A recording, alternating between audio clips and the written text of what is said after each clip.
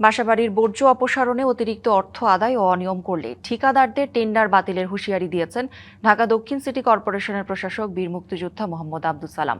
সকালে রাজধানীর শান্তিনগর বাজারে ক্লিনিং ডে কর্মসূচিতে তিনি কথা বলেন বাসাবাড়ি থেকে নিয়মিত বর্জ্য অপসারণ না করা এবং অতিরিক্ত অর্থ আদায়ের অভিযোগ পাওয়া যাচ্ছে। অভিযোগ প্রমাণিত হলে সংশ্লিষ্ট ঠিকাদারদের বিরুদ্ধে ব্যবস্থা নেওয়া হবে এবং ভবিষ্যতে তাদের টেন্ডার দেওয়া হবে না।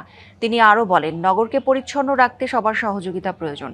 ডেঙ্গু পরিস্থিতি নিয়ে প্রশাসক জানান, দক্ষিণ সিটির বিভিন্ন ওয়ার্ডে পরিচালিত জরিপে প্রায় 65% বাসাবাড়িতে এডিস মশার লার্ভা পাওয়া গেছে। মশার বিস্তার রোধে নতুন ওষুধ ও লার্ভানাশক ট্যাবলেট ব্যবহার করা হচ্ছে বলে জানান তিনি।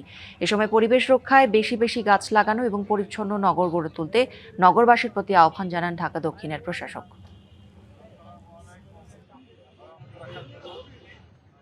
যারা টেন্ডার নিয়েছেন, এখন পর্যন্ত বিভিন্ন জায়গায় কমপ্লেন আসছে, অনেক জায়গা থেকে তারা নিয়মিত আবর্জনা পরিষ্কার করছেন না, বা কোথাও কোথাও কমপ্লেন আছে যে তারা বেশি টাকা দাবি করছেন।